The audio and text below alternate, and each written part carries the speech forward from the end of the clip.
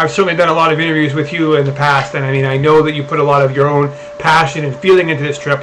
When did it, like, I know we discussed this before, but for our viewing audience tonight, when did the decision, when did you reach the decision that it was time to pack the trip up and go back to Calgary? Well, what it came down to, I think I even said going into, well, first Ottawa, as soon as I reached that border of Ontario, this is where the Princess Margaret's established, is in Toronto. If I could not do it in Ontario, this trip is not going to be what it needs to be, especially if I couldn't make it by Toronto. And it was a series of unfortunate events. A double homicide in Ottawa took the attention away. I was at one of their local networks. But this year, I need all of them.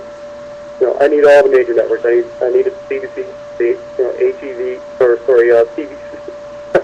Maybe Atlantic Television Network, down there. ATV, in the Maritimes, so PTV, Global. I needed them all when I came to the city. And the way it was going was one at a time. It was either one or the other. Instead of them all. And same thing with the radio. I needed them all talking about it. And beforehand, coming into Montreal, I give them 2 days notice that I'm coming. Ottawa, 4-day notice.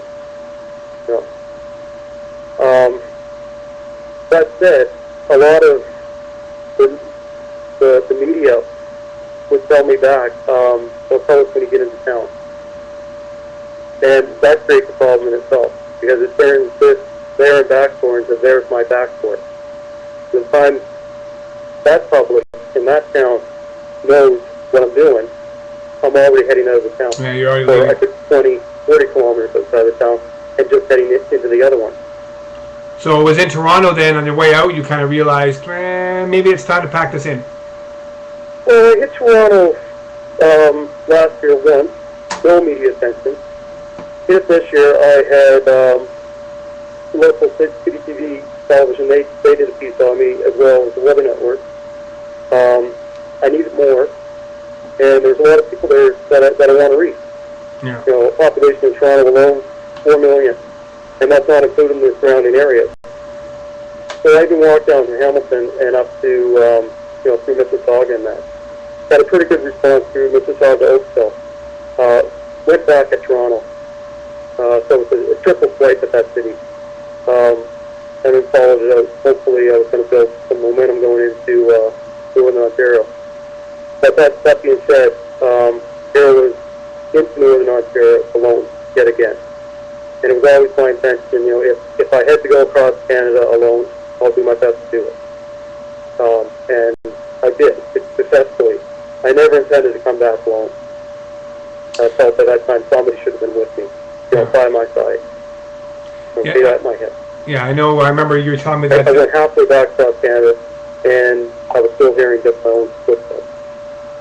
And even at that, I was fine with that if I was out alone. If I heard, the sound of thousands of others, walking in different areas and towns and communities, taking the steps that they need to do, then I would have been satisfied to move on. Right.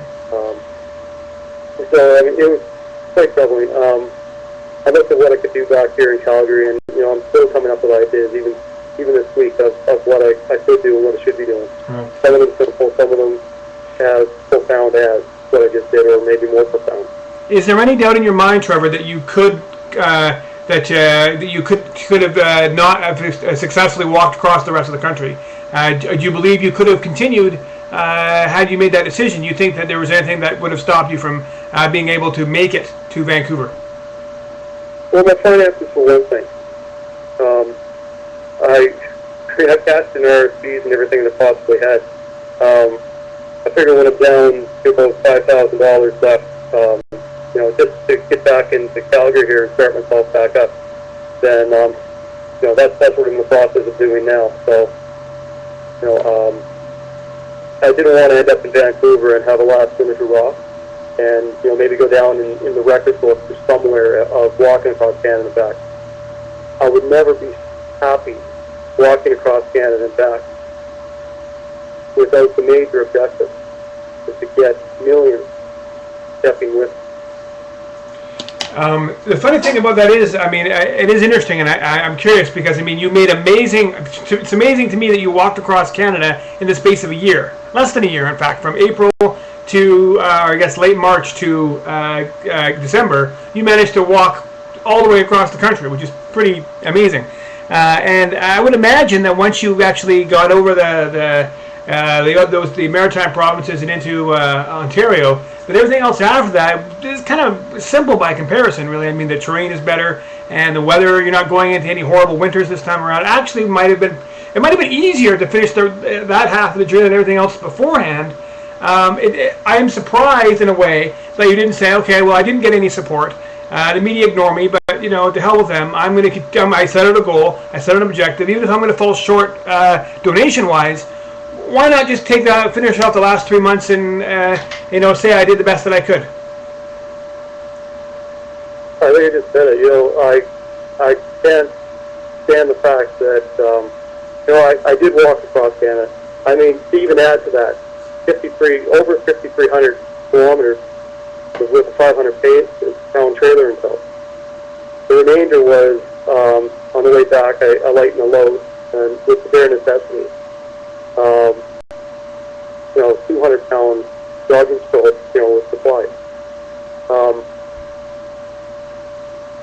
It just came to the point, that the major objective was not being met. I went out to move Canadians. I wanted to the best of my ability, have 1 million people stand on their feet or something, I wanted dollars for every step I took. But it just came down, to do that alone, to finish it alone was troubling for me. And I'll tell you right now, what was really playing in my mind was the indifference. It just was. And in the pressure to try to get the eastern part of Canada involved, and strongly involved, took away a lot of time on the trip, and was putting a lot more pressure, halfway across Canada. But still, I had 4,000. Well, I'd had 4,000 kilometers to go. I was rushing my way to town. First of all, to St. Marie, I didn't even call any media whatsoever. I think part of it was pretty darn bitter about it. I was going down that highway. Anybody could have seen me, and anybody could have called in for me. Say, hey, that guy's on his way. It just wasn't happening. They even said there, I came in there on a weekend. I got the local paper, but no radio, no media. You couldn't call the radio station. They're closed on the weekend. That stuff, it shut me down, emotionally. Is it fair to say you were kind of disappointed in some of the regular Canadians that you felt just did pull their weight a little bit?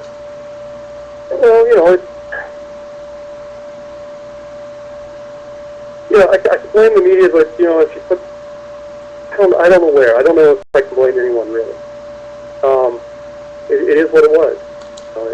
It happened the way it happened. I mean, really, what can you expect to go out and do something alone? I don't even know how to put this. I mean, let me just say, what did shut me down was I was becoming when you fight an enemy long enough to become that enemy. You know what I mean? Yeah. There's even in your enemy, there's good. But when you're fighting the wrong of that enemy, you're going to focus on the wrong part of it.